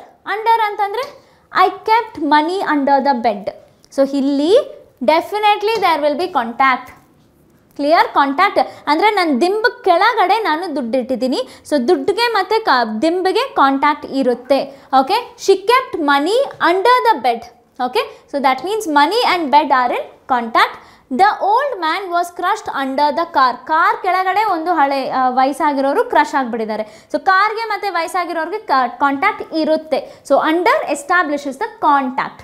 Okay, next beneath ಅನ್ನೋದು usually we use it in terms of ಅಂಡರ್ನ ಹೆಂಗೆ ಬಳಸ್ತೀವೋ ಬಿನೀತ್ನ ಕೂಡ ಹಾಗೆ ಬಳಸ್ತೀವಿ, ಆದರೆ in terms of abstract meaning. So what is this abstract nouns ನೋಡಿದ್ದೀರಾ ಕ್ಲಾಸಸ್ಸು? ನೌನ್ಸಲ್ಲಿ ನಾವು ಡಿಸ್ಕಸ್ ಮಾಡಿದ್ದೀವಿ. ಅಬ್ಸ್ಟ್ರಾಕ್ಟ್ ಅಂದರೆ abstract noun is something which we cannot touch but we can only feel, such as hate, love, friendship, okay, youth, death. These are all the examples of abstract. Okay, so abstract meaning ಅಲ್ಲಿ ನಾನು ಯಾವಾಗ ಏನಾದರೂ beneath ಕೆಳಗೆ ಅಂತ ಹೇಳ್ತೀನೋ ಆವಾಗ ನಾನು beneath ಬಳಸ್ತೀನಿ. For example, he would think it beneath him to do such a small work. beneath him ಅಂದರೆ ಅವ್ರ ಲೆವೆಲ್ಗಿಂತ ಕಡಿಮೆ, ಒಂದು ಕೆಲಸ ಮಾಡೋದು, ಯಾವುದೋ ಸಣ್ಣ ಕೆಲಸ ಅದು ಮಾಡೋದಕ್ಕೆ ಅವ್ರ ಲೆವೆಲ್ಗಿಂತ ಕಡಿಮೆ ಅಂತ ಅಂದ್ಕೊಳ್ತಾರೆ ಅಂತ ಅರ್ಥ. That is the meaning of beneath. Clear? Next is on and on to. So on ಮತ್ತು ಆನ್ ಟು ಆನ್ ಮತ್ತು ಆನ್ ಟು. ಅಗೇನ್ ಆನ್ ಅಂದರೆ the book is on the table, so surface touch ಆಗ್ತಿರುತ್ತೆ. On to ಮತ್ತು on to ಅಂದ್ರೂ ಅಷ್ಟೇ, there will be surface will be touching, but the difference is on I use it for static. ಏನಾದರೂ ಒಂದು static ಆಗಿರೋದಕ್ಕೆ ನಾನು ಬಳಸ್ತೀನಿ. For example the jug is on the table. So ಜಗ್ನ ನಾನು ಟೇಬಲ್ ಮೇಲೆ ಇಟ್ಟರೆ ಜಗ್ ಎಲ್ಲೂ ಅಲ್ಲಾಡಲ್ಲ, ಅಲ್ಲೇ ನಿಂತ್ಕೊಂಡಿರುತ್ತೆ. ಬಟ್ ಆನ್ ಟು ಅನ್ನೋದು ನಾನು ಯಾವಾಗ ಬಳಸ್ತೀನಿ ಅಂದರೆ to indicate the movement. Okay, ಅಲ್ಲಿ ಮೂವ್ಮೆಂಟ್ ಆಗ್ತಿದೆ ಅಂತ ಹೇಳುವಾಗ I use on to. For example the bottle is kept on the table. So bottle ನಾನು ಟೇಬಲ್ ಮೇಲೆ ಇಟ್ಟಾಗ ಬಾಟಲ್ ಎಲ್ಲೂ ಅಲ್ಲಾಡಲ್ಲ, ಸೊ ಆವಾಗ ಆನ್ ಅಂತ ಬಳಸ್ತೀನಿ. The cat jumped on to the table. So cat ಎಗ್ರಿದೆ, ಒಂದು ಬೆಕ್ಕೆ ಎಗ್ರಿದೆ ಅಂದರೆ ಏನೋ ಒಂದು ಆ್ಯಕ್ಟಿವಿಟಿ ಮಾಡ್ತಿದೆಯಾ, ಏನೋ ಒಂದು ಮೂವ್ಮೆಂಟ್ ಮಾಡ್ತಿದೆಯಾ, ಸೊ ಆವಾಗ I use on to. Clear? That is the difference. So on ಅಂದರೆ on the surface, exactly on the surface. Clear? Next, I hope you guys are following. ಅರ್ಥ ಆಗ್ತಿದೆ ಅಂತ ಅಂದ್ಕೊಳ್ತೀನಿ. ದಿಸ್ ಇಸ್ ನಾಟ್ ಕಾಂಪ್ಲಿಕೇಟೆಡ್, ಆದರೆ ನಿಮಗೆ differences ಗೊತ್ತಿರಬಿದ್ರೆ ನಿಮಗೆ ಎಕ್ಸಾಮಲ್ಲಿ error ಸ್ಪಾಟಿಂಗಲ್ಲಿ ತುಂಬ ಇಂಪಾರ್ಟೆಂಟ್ ಆಗುತ್ತೆ. Okay, next set of words, it is to and towards. So to ಮತ್ತು ಟುವರ್ಡ್ಸ್ ಅಗೇನ್ ಎರಡು ಸೇಮ್. ಕೆಲವೊಮ್ಮೆ ನಾವು ಕನ್ಫ್ಯೂಸ್ ಆಗ್ತೀವಿ. ಟು ಅನ್ನೋದು ನಾನು ಎಲ್ಲಿ ಬಳಸ್ತೀನಿ? ಡೆಸ್ಟಿನೇಷನ್ಗೆ ಬಳಸ್ತೀನಿ. ಅಂದರೆ ನಾನು ಫೈನಲಾಗಿ ಅಲ್ಲೇ ಹೋಗಬೇಕು, ಆವಾಗ ನಾನು ಟು ಬಳಸ್ತೀನಿ. For example I am going to the office. ನನ್ನ ಡೆಸ್ಟಿನೇಷನ್ ಏನು? ನಾನು ಆಫೀಸ್ಗೆ ಹೋಗ್ತಾ ಇದ್ದೀನಿ. That is where I use to. Towards ಅನ್ನೋದು ನಾನು direction. For example I am going towards the college. So ಅಂದರೆ ನಾನು ಕಾಲೇಜ್ ಕಡೆ ಹೋಗ್ತಿದ್ದೀನಿ, ಕಾಲೇಜ್ಗೆ ಹೋಗ್ತಿಲ್ಲ, ಕಾಲೇಜ್ ಕಡೆ ಹೋಗ್ತಿದ್ದೀನಿ, ಅದ್ರ ಮೇಲಿಂದ ಹಾದಿ ಹೋಗ್ತಿದ್ದೀನಿ ಅಂತ ಅರ್ಥ ಕೊಡುತ್ತೆ. Okay, that is towards, that is direction. Clear? So I am going towards the temple. ನಾನು ಟೆಂಪಲ್ ದೇವಸ್ಥಾನದ ಕಡೆಗೆ ಹೋಗ್ತಿದ್ದೀನಿ, ಆದರೆ ದೇವಸ್ಥಾನಕ್ಕಲ್ಲ, ಅದ್ರ ಕಡೆಗೆ ಹೋಗ್ತಾ ಇದ್ದೀನಿ ಅಷ್ಟೇ. ಮೇ ಬಿ ನನ್ನ ಡೆಸ್ಟಿನೇಷನ್ ಬೇರೆ ಏನೋ ಇರುತ್ತೆ. Okay, so I can say I am going towards the temple to the office. Okay, so ನಾನು ಆಫೀಸ್ಗೆ ಹೋಗಬೇಕು, ಆದರೆ ನಾನು ದೇವಸ್ಥಾನದ ಕಡೆಯಿಂದ ಆಫೀಸಿಗೆ ಹೋಗ್ತಾ ಇದ್ದೀನಿ ಅಂತ ಅರ್ಥ. ಅರ್ಥ ಆಯ್ತಾ ಇವೆರಡಕ್ಕೂ ಡಿಫ್ರೆನ್ಸ್? ಟು ಅನ್ನೋದು ನಾನು ಎಲ್ಲಿ ಬಳಸ್ತೀನಿ? ನಾನು ಫೈನಲ್ ಡೆಸ್ಟಿನೇಷನ್ ಎಲ್ಲಿ ಹೋಗಬೇಕು ಅನ್ನೋದಕ್ಕೋಸ್ಕರ ಟು ಬಳಸ್ತೀನಿ. ಟುವರ್ಡ್ಸ್ ಅಂದರೆ ಯಾವ ದಿಕ್ಕಿಂದ ನಾನು ಹೋಗ್ತಾ ಇದ್ದೀನಿ ಅನ್ನೋದಕ್ಕೋಸ್ಕರ ಟುವರ್ಡ್ಸ್ನ ಬಳಸ್ತೀನಿ. Next set of words, that is of and from. Okay, again this is very important. So of ಮತ್ತು ಫ್ರಮ್ ಅನ್ನೋದು ನಾವೆಲ್ಲಿ ಬಳಸ್ತೀವಿ ಅಂತಂದರೆ ಈ ವರ್ಡ್ಸು ನಾವು ನ್ಯೂಸ್ ಪೇಪರಲ್ಲಿ ಹೆಚ್ಚಾಗಿ ನೋಡ್ತೀವಿ. ಸೊ ಬೇಕಾದರೆ ದಿಸ್ ನ್ಯೂಸ್ ಪೇಪರಿಂದ ತೆಗೆಯುವಂಥ ಕೆಲವು ವರ್ಡ್ಸು ನಮಗೆ ಇಂಪಾರ್ಟೆಂಟ್ ಆಗುತ್ತೆ, ಯಾಕಂದರೆ ಎಕ್ಸಾಮ್ಸಲ್ಲಿ ಕೇಳ್ತಾರೆ. ಸೊ ಎಕ್ಸಾಮಲ್ಲಿ ಸುಮ್ಮನೆ ಎಲ್ಲಿಂದನೋ ತೆಕ್ಕೊಡಲ್ಲ, ಇಂಗ್ಲೀಷ್ ಮಾತ್ರ ನ್ಯೂಸ್ ಪೇಪರಿಂದ ಅಪ್ಡೇಟ್ ಆಗಿರುವಂಥ ವೊಕ್ಯಾಬ್ಯುಲರಿಯಿಂದನೇ ನಮಗೆ ತೆಕ್ಕೊಡೋದು. ಓಕೆ, ಅದರಿಂದನೇ ನಮಗೆ ನೋಡೋಕ್ಕೆ ಸಿಗೋದು. ಸೊ ಇಂಥ ವರ್ಡ್ಸ್ಗಳು ನಾವು ತುಂಬ ನ್ಯೂಸ್ ಪೇಪರಲ್ಲಿ ನೋಡೋಕ್ಕೆ ಸಿಗುತ್ತೆ. ಸೊ ಆಫ್ ಅನ್ನೋದು ನಾನು ಎಲ್ಲಿ ಬಳಸ್ತೀನಿ ಅಂದರೆ ಯಾವುದೋ ಒಂದು ಸಡನ್ನಾಗಿ ಆಗಿಬಿಟ್ಟಿದೆ, ನಾನು ಅದು ಎಕ್ಸ್ಪೆಕ್ಟೇ ಮಾಡಿರಲ್ಲ, ಆದರೆ ಆಗಿಬಿಟ್ಟಿದೆ, ಆವಾಗ ನಾನು ಆಫ್ ಅಂತ ಬಳಸ್ತೀನಿ. ಫ್ರಾಮ್ ಅಂತ ಯಾವಾಗ ಬಳಸ್ತೀನಿ ಅಂತಂದರೆ ಓಕೆ ನನಗೆ ಎಕ್ಸ್ಪೆಕ್ಟೆಡ್ ಇತ್ತು, ಇದರಿಂದಾನೇ ಈ ಮುಖಾಂತರನೇ ಆಗುತ್ತೆ ಅಥವಾ ಇದೊಂದು ರೀಸನಿಂದ ಆಗುತ್ತೆ ಅಂತ ನನಗೆ ಎಕ್ಸ್ಪೆಕ್ಟೇಷನ್ ಇತ್ತು, ಆವಾಗ ನಾನು ಫ್ರಮ್ ಬಳಸ್ತೀನಿ. Okay, for example he fell off the scooter and got injury. So ನಾನು ಗಾಡಿ ಓಡಿಸ್ತಿರುವಾಗ ನಾನು ಬೀಳ್ತೀನಿ ಅಂತ ನಾನು ಅನ್ಕೊಳ್ಳಲ್ಲ, ಸಡನ್ನಾಗಿ ಅದು ಅನ್ಎಕ್ಸ್ಪೆಕ್ಟೆಡ್ ಆಗಿ ಆಗಿಬಿಡುತ್ತೆ ಅಲ್ವಾ. So he fell off the scooter and got injured. ಅರ್ಥ ಆಗ್ತಿದೆಯಾ? ಇದು ನಾನು ಎಕ್ಸ್ಪೆಕ್ಟ್ ಮಾಡಿರಲ್ಲ, ಆದರೆ ಸಡನ್ನಾಗಿ ಆಗಿದೆ. ಸೊ ಹಾಗಾಗಿ I will not say fell from the scooter ಅಲ್ಲ, ಫೆಲ್ ಆಫ್ ದ ಸ್ಕೂಟರ್ ಅಂತ ಹೇಳಬೇಕು. And the acrobat jumped from the spring. So acrobat ಅಂದರೆ ಸರ್ಕಸಲ್ಲೆಲ್ಲ ಇರ್ತಾರಲ್ಲ, ಅವ್ರಿಗೆ ಆಕ್ರೋಬ್ಯಾಟ್ ಅಂತಾರೆ. ಸೊ ಎಷ್ಟೊಂದು ಮೇಲಿಂದ ಜಿಗಿತಾ ಇರ್ತಾರೆ, ಅವ್ರನ್ನ ನಾವು ಆಕ್ರೋಬ್ಯಾಟ್ ಅಂತ ಕರಿತೀವಿ. ಸೊ ಆಕ್ರೋಬ್ಯಾಟ್ ಏನು ಮಾಡ್ತಾರೆ? ಅವ್ರ ಕೆಲಸನೇ ಜಿಗಿದಾಡೋದು. ಸೊ ನಮಗೆ ಎಕ್ಸ್ಪೆಕ್ಟೇಷನ್ ಇರುತ್ತೆ, ಇವಾಗ ಅವ್ರು ಜಿಗಿತಾರೆ ಇವಾಗ ಅಂತ. ಸೊ ಆಲ್ರೆಡಿ ನಮಗೆ ಗೊತ್ತಿದ್ದು ಅದು ಎಕ್ಸ್ಪೆಕ್ಟೆಡ್ ಆಗಿದ್ದಾಗ I use from. Okay, acrobat jumped off ಅಂತ ನಾನು ಬಳಸಲ್ಲ, ಯಾಕಂದರೆ ಜಂಪ್ಡ್ ಆಫ್ ಅನ್ನೋದು ನನಗೆ ಅನ್ಎಕ್ಸ್ಪೆಕ್ಟೆಡ್ ಆಗಿ ಅವ್ರು ಜಂಪ್ ಮಾಡಿದಾಗ ಅದು ಆಫ್ ಅಂತ ಬಳಸ್ತೀನಿ. ಬಟ್ ಯಾವಾಗ ನನಗೆ ಎಕ್ಸ್ಪೆಕ್ಟೇಷನ್ ಇರುತ್ತೆ ಅಥವಾ ನ್ಯಾಚುರಲ್ ಆಗಿ ಇರುತ್ತೆ, ಆವಾಗ ನಾನು ಫ್ರಮ್ ಅಂತ ಬಳಸ್ತೀನಿ. ಸಿಂಪಲ್. ಅರ್ಥ ಆಗ್ತಿದೆಯಾ? The apple fell off on the Newton's head. Okay, so Newton, gravity ಕಂಡಿಡ್ದವರು ನ್ಯೂಟನ್, ಐಸಾಕ್ ನ್ಯೂಟನ್ ಅವರು. ಸೊ ಅವ್ರು ಮರದ ಕೆಳಗೆ ಕೂತಿದ್ರು, ಅವ್ರಿಗೆ ಗೊತ್ತೇ ಇರಲಿಲ್ಲ ಮರದಿಂದ ಆ್ಯಪಲ್ ಕೆಳಗೆ ಬೀಳುತ್ತೆ ಅಂತ, ಸಡನ್ನಾಗಿ ಅದು ಅವ್ರು ಬಿದ್ದಿದ್ದಲ್ವಾ. ಸೊ ಅದು ಅನ್ಎಕ್ಸ್ಪೆಕ್ಟೆಡ್ ಆಗಿ ಬಿದ್ದಿದ್ದಕ್ಕೆ we say off, we will not say fell from. Clear? An apple fell from ಅಲ್ಲ, ಇನ್ ಆ್ಯಪಲ್ ಫೆಲ್ ಆಫ್ ಅಂತ ಹೇಳ್ತೀವಿ, because it was unexpected, accidental ಆಗಿ ಬಿದ್ದಿದ್ದು. Similarly the leaves fall from the tree. So ಮರದಿಂದ ಎಲೆಗಳು ಉದುರುತ್ತೆ, ಅದು ನಮಗೆ ಗೊತ್ತು, that is a natural process. ಹಾಗಾಗಿ we use from and not off. ಇಲ್ಲಿ ಆಫ್ ಬಳಸಲ್ಲ. ಅರ್ಥ ಆಗ್ತಿದೆಯಾ? So we have tendency to exchange these things and talk usually. So you should know the difference. ಈ ಡಿಫ್ರೆನ್ಸಸ್ ನಮಗೆ ಎಕ್ಸಾಮಲ್ಲಿ ಇಂಪಾರ್ಟೆಂಟ್ ಆಗುತ್ತೆ. Plus ಈ ಎರಡು ಆಫ್ ಮತ್ತು ಫ್ರಮ್ ಅನ್ನೋದೇನಿದೆ ನ್ಯೂಸ್ ಪೇಪರಲ್ಲಿ ತುಂಬ ಓದಕ್ಕೆ ಸಿಗುತ್ತೆ. ಸೊ ಯು ಗೈಸ್ ಅಟ್ಲೀಸ್ಟ್ ಇವಾಗಾದರೂ ನಿಮಗೆ ಗೊತ್ತಾಗಬೇಕು ಆಫ್ ಎಲ್ಲಿ ಬಳಸ್ತೀವಿ, ಫ್ರಮ್ ಎಲ್ಲಿ ಬಳಸ್ತೀವಿ ಅಂತ. ಸೊ ಎರಡೂ ನಮಗೆ ತೋರಿಸೋದು ಆಫ್ ಮತ್ತು ಫ್ರಮ್ ನನಗೆ ಅರ್ಥ, they will show how the method R through which ಯಾವುದರಿಂದ ಆಗಿದೆ ಅನ್ನೋದಕ್ಕೆ ನನಗೆ ಅರ್ಥ ಕೊಡೋದು.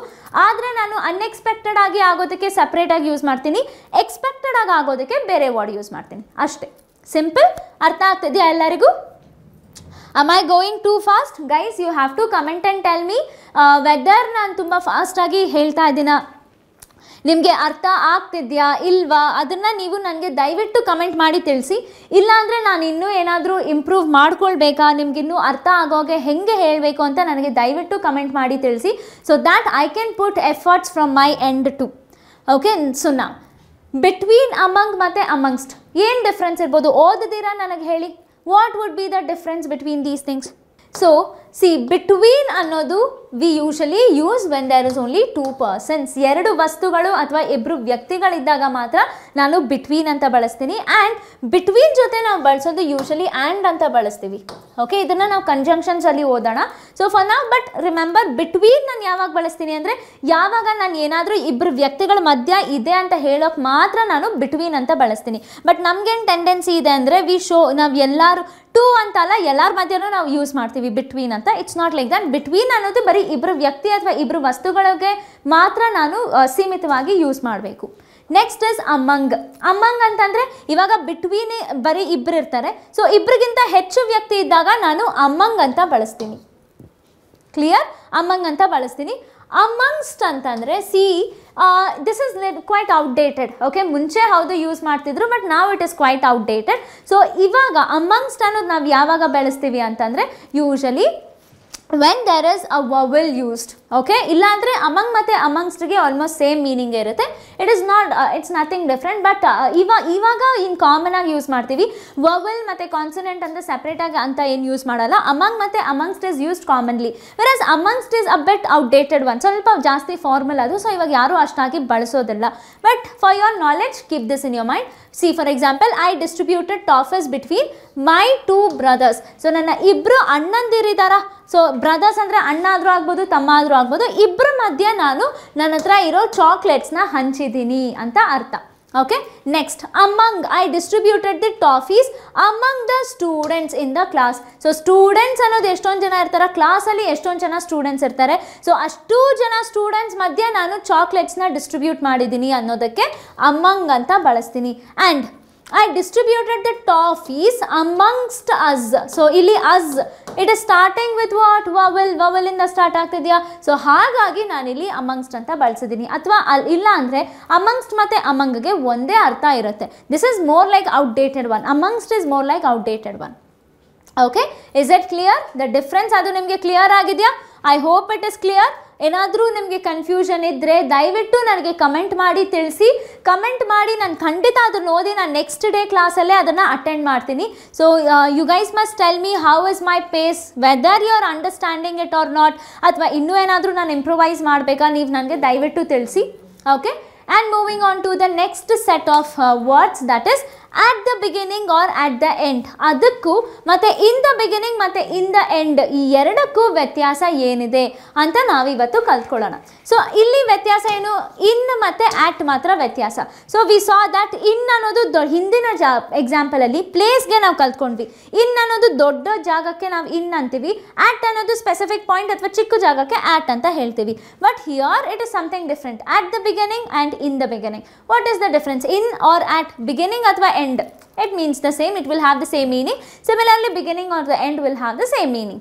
Okay, so you see at the beginning. So at andre place alli oduvaga we saw that exact at the place. So at the beginning andre literal beginning or exactly at the beginning, the very first page, that is the beginning alva. So adar artha nanage at anta kodutte. Whereas in antandre maybe first few pages of the beginning. So maybe one first 10 pages agirbodu ಅಥವಾ first 5 pages agirbodu, adanna nanu in the beginning anta ಹೇಳೋದಕ್ಕೆ, ಅಂದರೆ ಅದನ್ನು ನಾನು refer ಮಾಡಬೇಕು ಅಂದಾಗ ಇನ್ the beginning ಅಂತ ಹೇಳ್ತೀನಿ. Okay, first or last few pages. Example, at the beginning there is a foreword. So first ಪೇಜಲ್ಲಿ ಏನಿರುತ್ತೆ, ಫಾರ್ವರ್ಡ್ ಇದೆ ಅಂತ ಹೇಳ್ತಾ ಇದ್ದಾರೆ. At the end there may be index. So ಕೊನೆಯಲ್ಲಿ ಇಂಡೆಕ್ಸ್ ಇರ್ಬೋದು, ಅಂದರೆ ಕೊನೆ ಪೇಜು ಇಂಡೆಕ್ಸ್ ಇರ್ಬೋದು ಅಂತ ಹೇಳ್ತಾ ಇದ್ದಾರೆ. Similarly, in the beginning we use to hand tools, later we had machines. ಅಂದರೆ ಶುರು ದಿನದಲ್ಲಿ ನಾವು ಟೂಲ್ಸ್ನ ಕೈಯಿಂದ ಮಾಡ್ತಿದ್ವಿ, ಅದಾದ ನಂತರ ನಾವು ಮೆಷಿನ್ಸ್ನ ಉಪಯೋಗಿಸ್ತಿದ್ವಿ. ಸೊ ಶುರು ದಿನಗಳು ಅದೆಷ್ಟಾದರೂ ಆಗಿರ್ಬೋದು, ಮೇ ಬಿ ಫಸ್ಟ್ 1 ಮಂತ್ ಇರ್ಬೋದು, ಫಸ್ಟ್ 3 ಮಂತ್ಸ್ ಇರ್ಬೋದು, ಅದು ನನಗೆ ಗೊತ್ತಿಲ್ಲ.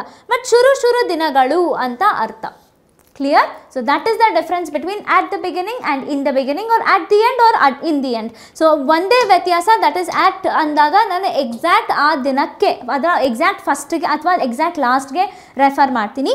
ಇನ್ ಅಂತಂದರೆ ಫಸ್ಟ್ ಫ್ಯೂ, ಓಕೆ, ಫಸ್ಟ್ ಅಲ್ಲಿದ್ದ ಕೆಲವು ದಿನಗಳಾಗಿರ್ಬೋದು, ಕೆಲವು ಪೇಜಸ್ ಆಗಿರ್ಬೋದು, ಆ ಥರ ರೆಫರ್ ಮಾಡ್ತೀನಿ. Okay, and same for even the last. Now, moving on to the next set of words. I hope you guys are following. ಅರ್ಥ ಆಗ್ತಿದೆ ಅಂತ ಅಂದ್ಕೊಳ್ತೀನಿ guys. You kindly comment and let me know. ನೀವು comment ಮಾಡಿಲ್ಲ ಅಂತಂದರೆ ನನಗೆ ಗೊತ್ತಾಗೋದಿಲ್ಲ, ಇನ್ನು ಹೇಗೆ ಹೆಲ್ಪ್ ಮಾಡ್ಬೋದು ನಾನು ನಿಮಗೆ ಇಂಪ್ರೂವ್ ಮಾಡ್ಕೊಳ್ಳೋಕ್ಕೆ ಅಂತಲೂ ನನಗೆ ಗೊತ್ತಾಗೋದಿಲ್ಲ. ಸೊ ದಯವಿಟ್ಟು ನನಗೆ ಕಮೆಂಟ್ ಮಾಡಿ ತಿಳಿಸಿ. ನಿಮಗೆ ಸೆಷನ್ ಇಷ್ಟ ಆಗಿದ್ರೆ ಲೈಕ್ ಕೂಡ ಮಾಡಿ.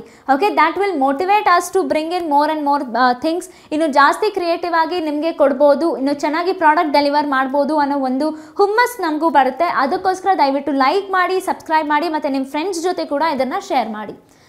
Now, moving on to the next set of words, that is difference between on time, in time and in good time. ಏನಿರ್ಬೋದು ಇದ್ರ ವ್ಯತ್ಯಾಸ? ಸೊ ನಾವು ಯೂಶಲಿ ಏನು ಹೇಳ್ತೀವಿ, ಮಿಲಿಟರಿನಲ್ಲಿ ಆನ್ ಟೈಮ್ ಇದ್ದೆ ಅಂತ ಹೇಳ್ತೀವಿ. ಸೊ ದೊಡ್ಡ ಪ್ರೊಫೆಸರ್ಸ್ ಏನು ಹೇಳ್ತಾರೆ, be in time to the examination hall. Okay, ಕೆಲವೊಮ್ಮೆ we also get to see in good time ಅಂತ ಹೇಳೋದು ಕೂಡ ನಾವು ಕೇಳಿದ್ದೀವಿ. So what is the difference? On time ಅಂದರೆ ಇವಾಗ 12:45 ಅಂತ ಇದ್ದರೆ ಎಕ್ಸಾಕ್ಟ್ 12:45, 1 ನಿಮಿಷ ಹಿಂದೆನೂ ಇಲ್ಲ, 1 ನಿಮಿಷ ಮುಂದೆನೂ ಇಲ್ಲ. Not hour Indian time. 12 ಗಂಟೆಗೆ ಬರ್ತೀನಿ ಅಂದ್ಬಿಟ್ಟು 2:15ಗೆ ಬರೋದು, that is not at all our Indian time. Okay, so exact 12:45 ಅಂತಂದರೆ exact 12:45. Okay, so that is what it is. And in time ಅಂತಂದರೆ, ಸಿ ಇವಾಗ ಇನ್ ಟೈಮ್ ಅಂತಂದರೆ ಮೇ ಬಿ ದರ್ ಇಸ್ 12:45ಗೆ ಟ್ರೈನ್ ಇರ್ಬೋದು, ಬಟ್ ಇನ್ ಟೈಮ್ ಅಂದರೆ ನಾನು 12:30ಗೆ ಇದ್ದೀನಿ.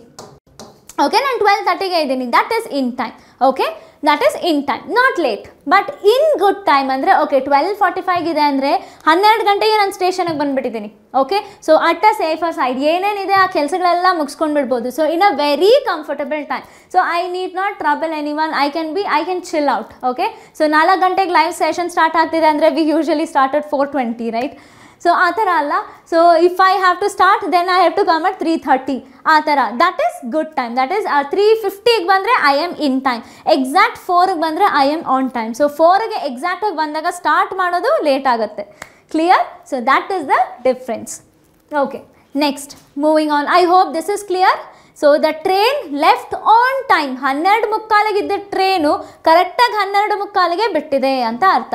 Next, passenger should be in time for their train. Okay, so train 12:45 ಬಿಡಬೇಕು ಅಂದರೆ ಪ್ಯಾಸೆಂಜರ್ಸ್ 12:45 ಬರೋದಲ್ಲ, they must be there well in time. ಅಂದರೆ ಅಟ್ಲೀಸ್ಟ್ 12:30ಗಾದರೂ ಬಂದಿರಬೇಕು ಅಂತ ಅರ್ಥ. I arrived at the theatre in good time. So 4 ಗಂಟೆಗೆ ಇವಾಗ ಶೋ, ಥಿಯೇಟರ್ ಶೋ. ಸೊ 4 ಗಂಟೆಗಿದೆ ಅಂತಂದರೆ ನಾನು 4 ಗಂಟೆಗೆ ಹೋಗೋದಲ್ಲ, ಅಟ್ಲೀಸ್ಟ್ ಒಂದು 3 o'clockಗಾದರೂ ಬಂದರೆ ಆರಾಮಾಗಿ ಒಂದು ಒಳ್ಳೆ ಟಿಕೆಟ್ ಸಿಗುತ್ತೆ, ಪಾಪ್ಕಾರ್ನ್ ತೊಗೊಳ್ಳೋದು ಅದೆಲ್ಲ ನಾನು ಮಾಡ್ಬೋದು. So that is good time in a very comfortable margin. Okay, that is comfortable margin. So that is in good time. ಅರ್ಥ ಆಯ್ತಾ ದ ಡಿಫ್ರೆನ್ಸ್? ಐ ಥಿಂಕ್ ಇದನ್ನ ನೀವು ನೆನ್ಪಿಟ್ಕೊಳ್ತೀರಾ ಅಂದ್ಕೊಳ್ತೀನಿ, ಯಾಕಂದರೆ this is always done in day to day life. ನಾವು ಎಲ್ಲರೂ ಮಾಡೋವಂಥದ್ದೇ ಇದು. Next, with respect to date and time. Okay, so date ಮತ್ತು ಟೈಮ್ನ ನಾನು ಮುಂದಿಟ್ಕೊಂಡು ಈ ವರ್ಡ್ಸ್ನ ಹೇಗೆ ಬಳಸ್ಬೋದು? ಆಲ್ರೆಡಿ ಈಗಾಗಲೇ ನಾನು ಆ್ಯಟ್ ಮತ್ತು ಇನ್ ಕಲ್ತ್ಕೊಂಡಿದ್ದೀವಿ, ರೈಟ್? ಆ್ಯಟ್ ಮತ್ತು ಇನ್ನು ನಾವು ಹಿಂದೆ 2 ಎಕ್ಸಾಂಪಲ್ಸಲ್ಲಿ ನೋಡಿದ್ದೀವಿ. ಆನ್ ಕೂಡ ನಾವು ನೋಡಿದ್ದೀವಿ, ಬೈ ಮಾತ್ರ ಇನ್ನೂ ನೋಡಿಲ್ಲ. ಆದರೆ ಈ 4 ವರ್ಬ್, ಈ 4 ಪ್ರಪೋಸಿಷನ್ ನಾನು ಡೇಟ್ ಮತ್ತು ಟೈಮ್ ಜೊತೆ ಹೇಗೆ ಬಳಸ್ತೀನಿ ಅನ್ನೋದು ನಾವು ನೋಡಬೇಕು. That is excuse me. So at ಅನ್ನೋದು ನಾನು ಎಲ್ಲಿ ಬಳಸ್ತೀನಿ ಅಂದರೆ, for example at 5 o'clock, exact 5 ಗಂಟೆಗೆ. At some festival day, for example at Diwali. So ದೀಪಾವಳಿ ದಿನ ಇದೊಂದಾಗಿದ್ದು. ಓಕೆ, you can see for example at 5 o'clock, at 11:45, at Diwali, at midnight, at sunset. So ಎಕ್ಸಾಕ್ಟಾಗಿ ಒಂದು ಟೈಮ್ ಹೇಳ್ತಾ ಇದ್ದೀನಿ. ಎಕ್ಸಾಕ್ಟಾಗಿ ಹೇಳುವಾಗ ನಾನು ಅಟ್ ಅಂತ ಹೇಳ್ತೀನಿ. That is point in time. Okay, point in time ಅಂದರೆ ಆ ಪರ್ಟಿಕ್ಯುಲರ್ ಟೈಮು, ಆ ಪರ್ಟಿಕ್ಯುಲರ್ ಡೇಟ್ ಅಥವಾ ಆ ಪರ್ಟಿಕ್ಯುಲರ್ ದಿನ, that is point in time. Okay, ಯಾವುದು ನೇಮ್ಸ್ ಆಫ್ ಫೆಸ್ಟಿವಲ್ ಕೂಡ ನಾನು ಆ್ಯಟ್ ಅಂತ ಹೇಳ್ಬೋದು, ಯಾವಾಗ ಆ ಪರ್ಟಿಕ್ಯುಲರ್ ಆಗಿ ಅದ್ರ ಬಗ್ಗೆ ಹೇಳ್ತಾ ಇದ್ದೀನೋ ಆವಾಗ. And celebration, even that can be accepted. Next in ಅನ್ನೋದು ನಾನು ಯಾವಾಗ ಬಳಸ್ತೀನಿ ಅಂತಂದರೆ, ಫಾರ್ ಎಕ್ಸಾಂಪಲ್ ಇನ್ ಅಕ್ಟೋಬರ್ ಅಂದರೆ ಅಕ್ಟೋಬರ್ ತಿಂಗಳಲ್ಲಿ ಯಾವಾಗಾದರೂ ಆಗಿರ್ಬೋದು, ನನಗೆ ಗೊತ್ತಿಲ್ಲ, ಆದರೆ ಅಕ್ಟೋಬರಲ್ಲಿ ಆಗಿದ್ದು. Next in the 18th century, so 18ನೇ ಶತಮಾನದಲ್ಲಿ ಯಾವಾಗಾದರೂ ಆಗಿರ್ಬೋದು, ಆದರೆ 18ನೇ ಶತಮಾನದಲ್ಲಿ. ಕ್ಲಿಯರ್? ಇನ್ 1990s, ಸೊ 1990s ಅಂದರೆ 1991 ಇಂದ 2000 1999ವರೆಗೂ, ಸೊ ಆ ಟೈಮಲ್ಲಿ ಯಾವಾಗಾದರೂ ಆಗಿರ್ಬೋದು, ಒಟ್ಟಿನಲ್ಲಿ 1990s. ಕ್ಲಿಯರ್? ಇನ್ winter, so winter, winter at least ಕೆಲವೊಂದು ಜಿಯೋಗ್ರಫಿನಲ್ಲಿ ವಿಂಟರ್ ಡ್ಯೂರೇಷನ್ ವೇರಿ ಆಗುತ್ತೆ. ಸೊ ಆ duration, for example 6 months winter ಇದೆ, 3 months ವಿಂಟರ್ ಇದೆ, 2 months ವಿಂಟರ್ ಇದೆ. ಆ 2 months ಡ್ಯೂರೇಷನಲ್ಲಿ ಯಾವಾಗಾದರೂ ಏನಾದರೂ ಆಗಿರ್ಬೋದು, but I am talking in general like in winter. So in ಅನ್ನೋದು ನಾನು ಯಾವಾಗ ಬಳಸ್ತೀನಿ? ಪಾರ್ಟ್ಸ್ನ ರೆಫರ್ ಮಾಡುವಾಗ ಇನ್ ಅಂತ ಬಳಸ್ತೀನಿ. ಆನ್ ಅಂತಂದರೆ ಅಗೇನ್, ಆನ್ ಅಂತಂದರೆ on the table, so table ಜೊತೆ ಟೇಬಲ್ ಮೇಲ್ಗಡೆ ಇದೆ ಅಂತ ಅರ್ಥ. ಸೊ ಆನ್ ಅನ್ನೋದು ನಾವು ಯಾವಾಗ ಬಳಸ್ತೀವಿ ಅಂದರೆ ಡೇಟ್ಸ್ ಮತ್ತು ಡೇಸ್ಗೆ ನಾವು ಬಳಸ್ತೀವಿ. For example days, on Tuesday is a day. On 18th May date ಇದೆಯಾ? ಸೊ ಡೇಟ್ ಇದ್ದಾಗ ನಾನು ಆನ್ ಅಂತ ಬಳಸಬೇಕು. I should not say in or at ಅಂತ ನಾನು ಬಳಸಬಾರ್ದು. Guys note this is a common mistake that people does. ಆಯಿತಾ? Next on my birthday, so ಡೇನ ಯಾವ ಡೇ? ನನ್ನ ಬರ್ಡೇ ದಿನ. On Christmas day, so on Christmas ಅಂದರೆ ಇಟ್ ಇಸ್ ಅಂಡರ್ಸ್ಟುಡ್ ಕ್ರಿಸ್ಮಸ್ ದಿನ ಇದಾಗಿದ್ದು. So Deepavali is different, on Deepavali day is different. ಎರಡು ಬೇರೆ ಬೇರೆ ಅರ್ಥ ಕೊಡೋ ಅಂಥದ್ದು. Don't get confused. Okay, so ನಾವು ಆನ್ ಡೇಟ್ಸ್ ಮತ್ತು ಡೇಸ್ ಇದ್ದಾಗ ನಾನು ಬಳಸಬೇಕಾಗಿರೋದು ಆನ್. ನೆಕ್ಸ್ಟ್ ಬೈ ಅನ್ನೋದು I will finish my PPT by tomorrow, or I will say I will finish my PPT by 12 o'clock and I will come to the class at 12:30. But that didn't happen, deadline didn't happen. So deadline ಅಂದರೆ ಏನು? By ಅಂತ ನಾನು ಯಾವಾಗ ಹೇಳ್ತೀನಿ? Deadline ಇದ್ದಾಗ ನಾನು ಹೇಳ್ತೀನಿ by tomorrow, by 5 PM. Deadline ಕೊಡುವಾಗ ನಾನು ಬೈ ಅಂತ ಬಳಸ್ತೀನಿ. Clear? I hope you guys are following. ಅರ್ಥ ಆಗ್ತಿದೆಯಾ ಎಲ್ಲರಿಗೂ? ಐ ಹೋಪ್ ದಯವಿಟ್ಟು ನನಗೆ ಕಮೆಂಟ್ ಮಾಡಿ ತಿಳಿಸಿ if you guys are following. So this is about the next set of words. Okay, so this is again important, very trickier ones. Okay, next set of words beside and besides. So beside ಮತ್ತು besides ಎರಡೂ ಒಂದೇ, ಆದರೆ S ಮಾತ್ರ ಬೇರೆ ಬೇರೆ ಇದೆ. ಎರಡಕ್ಕೂ ಆದರೆ ಅರ್ಥ ಬೇರೆ. See guys, you should know this. ಇದೆಲ್ಲ ನ್ಯೂಸ್ ಪೇಪರ್ಸ್ ಓದುವಾಗ ನೀವು ಡೈಲಿ ಓದ್ತಿದ್ರೆ ಆರ್ಟಿಕಲ್ಸಲ್ಲಿ ಅಥವಾ ಒಳ್ಳೊಳ್ಳೆ ಆರ್ಟಿಕಲ್ಸ್ ಇದ್ದಾಗ ಈ ಥರ ವರ್ಡ್ಸ್ ಬಳಸೋದು ಜಾಸ್ತಿ. ಬಿಸೈಡ್ ಅಂತಂದರೆ ನನ್ನ ಪಕ್ಕ ಅನ್ನೋದಕ್ಕೆ ಬಿಸೈಡ್ ಅಂತೀನಿ. ಶಿ ಸ್ಯಾಟ್ ಬಿಸೈಡ್ ಮೀ, ಅವಳು ಬಂದು ನನ್ನ ಪಕ್ಕ ಕೂತ್ಕೊಂಡ್ಲು ಅಂತ ಅರ್ಥ. ಬಿಸೈಡ್ಸ್ ಅಂದರೆ ಇನ್ ಅಡಿಷನ್ ಟು. ಓಕೆ, ನಾನೊಂದೇನೋ ಸ್ಪೀಚ್ ಕೊಡ್ತಾ ಇದ್ದೀನಿ, ಸ್ಪೀಚ್ ಮುಗ್ದಿದೆ, ಆದರೆ ಇದ್ರ ಜೊತೆಗೆ ಇನ್ನೂ ಸೇರಿಸಿ ಏನಾದರೂ ಹೇಳಬೇಕು ಅಂದರೆ that is besides. Okay, example beside studying he is also working somewhere. So ಓದೋದ್ರ ಜೊತೆಗೆ ಬೇರೆ ಕಡೆನೂ ಕೆಲಸ ಮಾಡ್ತಿದ್ದಾರೆ ಅಂತ ಅರ್ಥ. ಆವಾಗ ನಾನು ಬಿಸೈಡ್ಸ್ ಅಂತ ಬಳಸ್ತೀನಿ, ಬಿಸೈಡ್ ಅಂತ ಬಳಸಲ್ಲ. ಸೊ ಈ ಒಂದು ಎಕ್ಸಾಂಪಲ್ ನಮ್ಗೆ ಒಂದ್ಸತಿ ಎಕ್ಸಾಮಲ್ಲಿ ಕೇಳಿದ್ದಾರೆ. ಓಕೆ, ಸೊ ಕೇಳಿದ್ದಾರೆ ಅಂತಂದರೆ ಎಕ್ಸಾಮಲ್ಲಿ ದ್ಯಾಟ್ ಕಾನ್ಸೆಪ್ಟ್ ಈಸ್ ಇಂಪಾರ್ಟೆಂಟ್. ಈ ಥರ ಕಾನ್ಸೆಪ್ಟ್ಸ್ ನಮಗೆ ಇನ್ನೂ ಹೆಚ್ಚು ಇಂಥ ಕಾನ್ಸೆಪ್ಟ್ಸ್ ಮೇಲೆ ಇನ್ನೂ ಹೆಚ್ಚು ನಾವು ಇಂಪಾರ್ಟೆನ್ಸ್ ಕೊಡಬೇಕು ಅಂತ ಅರ್ಥ. ಕ್ಲಿಯರ್? ಸೊ ಬಿಸೈಡ್ ಅಂದ್ರೇನು? ನನ್ನ ಪಕ್ಕ. ಬಿಸೈಡ್ಸ್ ಅಂದರೆ ಇದ್ರ ಜೊತೆಗೆ ಇನ್ನೂ ಒಂದು. Clear? In addition to. Next usage of by and with. Again this is very very tricky. So ನಮಗೆ ಕೆಲವೊಮ್ಮೆ ಫಿಗರ್ ಔಟ್ ಮಾಡೋಕ್ಕೆ ಆಗಲ್ಲ, ನಾವು ಬೈ ಬಳಸಬೇಕಾ ವಿತ್ ಬಳಸಬೇಕಾ ಅಂತ. ಸೊ ಎರಡೂ ನನಗೆ ಹೇಳೋದು ಒಂದು ಮೋಡ್. ಓಕೆ, ಈ ಒಂದು ಮೋಡಿಂದ ಆಗಿದೆ ಅಂತಲೇ ಎರಡು ತಿಳಿಸೋದು. ಆದರೆ ಒಂದು ಲಿವಿಂಗ್ ಥಿಂಗ್ಗೆ ಬಳಸ್ತೀವಿ, ಇನ್ನೊಂದು ನಾನ್ ಲಿವಿಂಗ್ ಥಿಂಗ್ಗೆ ಬಳಸ್ತೀವಿ. ಲಿವಿಂಗ್ ಥಿಂಗ್ಗೆ ನಾನು ಬೈ ಅಂತ ಬಳಸ್ತೀನಿ, ನಾನ್ ಲಿವಿಂಗ್ ಥಿಂಗ್ಗೆ ನಾನು ವಿತ್ ಅಂತ ಬಳಸ್ತೀನಿ. Clear? Non living thing can also be instruments. For example a dog was struck ಅಂದರೆ ಹೊಡೆಯೋದಂತನಾ? By him. ಸೊ ಹಿಮ್ ಅನ್ನೋದು it is a what is it? Person, doer, or it is a human ಅಲ್ವಾ? Human ಇದಾನ. So ನಾಯಿನ ಹೊಡೆದಿದ್ದು ಯಾರೋ ಒಬ್ಬ human. Okay, so the dog, he struck the dog with a stake. So stick ಅನ್ನೋದು non living ಥಿಂಗಾ? It is an instrument, it is a non living thing. ನಾನು ಒಂದು ಇನ್ಸ್ಟ್ರೂಮೆಂಟ್ ಅಥವಾ ನಾನ್ ಲಿವಿಂಗ್ ಥಿಂಗಿಂದ ಏನೋ ಮಾಡಿದ್ದೀನಿ ಅಂದಾಗ ನಾನು ವಿತ್ ಅಂತ ಬಳಸ್ತೀನಿ. ಯಾವಾಗ ನಾನು ಲಿವಿಂಗ್ ಥಿಂಗ್ ನಾನು ಯೂಸ್ ಮಾಡ್ತೀನೋ ಆವಾಗ ನಾನು ಬೈ ಅಂತ ಬಳಸ್ತೀನಿ. Okay, the dog was struck by him. Okay, and he struck the dog with the stick. So ಕಡ್ಡಿಯಿಂದ ಹೊಡೆದಿದ್ದಾನೆ. ಸೊ ಕಡ್ಡಿ ನಾನ್ ಲಿವಿಂಗ್ ಥಿಂಗ್ ಇದೆ, ಹಾಗಾಗಿ ನಾನು ವಿತ್ ಅಂತ ಬಳಸ್ತೀನಿ. ಅವನೇ ಹೊಡೆದಿದ್ದಾನೆ ಅಂದಾಗ ಅವನು ಐ ಯೂಸ್ ಬೈ. ಓಕೆ, ಅರ್ಥ ಆಗ್ತಿದೆಯಾ? ಡಿಫ್ರೆನ್ಸ್ ನೋಡ್ಕೊಳ್ಳಿ. ಬೈ ಲಿವಿಂಗ್ ಥಿಂಗ್ ಜೊತೆ ಬಳಸ್ತೀನಿ, ವಿತ್ ಅನ್ನೋದು ನಾನ್ ಲಿವಿಂಗ್ ಥಿಂಗ್ ಜೊತೆ ಬಳಸ್ತೀನಿ. ಎರಡೂ ಅರ್ಥ ಒಂದೇ, ಅರ್ಥ ಎರಡರದ್ದು ಒಂದೇ. Okay, next since and for. Very very important. Again since and for, ಪ್ರತಿ ಸತಿ ನಾವು ಮಾಡೋ ತಪ್ಪುಗಳು ಸಿನ್ಸ್ ಮತ್ತು ಫಾರಲ್ಲಿ. ಸೊ ಎಷ್ಟು ಜನ ನೋಡಿದ್ದೀರಾ? ಎಲ್ಲರೂ ನೋಡಿರ್ತೀರಾ ಅಂದ್ಕೊಳ್ತೀನಿ. KGF ನೋಡಿರ್ತೀರಲ್ಲ, ಅದರಲ್ಲಿ ಅವನು ಯಶ್ ಚಿಕ್ಕವನಾಗಿದ್ದಾಗ ರೇಮಂಡ್ಸ್ ಪೋಸ್ಟರ್ ನೋಡ್ಬಿಟ್ಟು ಸಿನ್ಸ್ 1950 ಅಂತ ಹೇಳಿದಾಗ he will ask his friend ಇದರ ಅರ್ಥ ಏನು ಅಂತ, ರೈಟ್? ಸೊ ಅಲ್ಲಿ ನಾವು ಸಿನ್ಸ್ ಅಂತ ನೋಡ್ತೀವ. I don't know whether it is the same year or not, but since ಅಂತೂ ಇದೆಯಾ. ಸೊ ಸಿನ್ಸ್ ಅನ್ನೋದು ನಾನು ಯಾವಾಗ ಬಳಸ್ತೀನಿ ಅಂದರೆ ಎಕ್ಸಾಕ್ಟ್ ಪಾಯಿಂಟ್, ಆ ಒಂದು ಪಾಯಿಂಟಲ್ಲೇ ಇದು ಆಯಿತು ಅನ್ನೋದಕ್ಕೋಸ್ಕರ ನಾನು ಸಿನ್ಸ್ ಅಂತ ಬಳಸ್ತೀನಿ. That is point of time. Since morning ಬೆಳಗ್ಗೆ ಒಂದು ಪಾಯಿಂಟ್ ಆಫ್ ಟೈಮಾ, ಆ ಟೈಮಿಂದ ಆಗಿದ್ದ. ಸಿನ್ಸ್ ಮಂಡೇ ಒಂದು ಪಾಯಿಂಟ್ ಆಫ್ ಟೈಮಾ, ಆ ಒಂದು ಪರ್ಟಿಕ್ಯುಲರ್ ದಿನದಿಂದ ಆಗಿದ್ದ.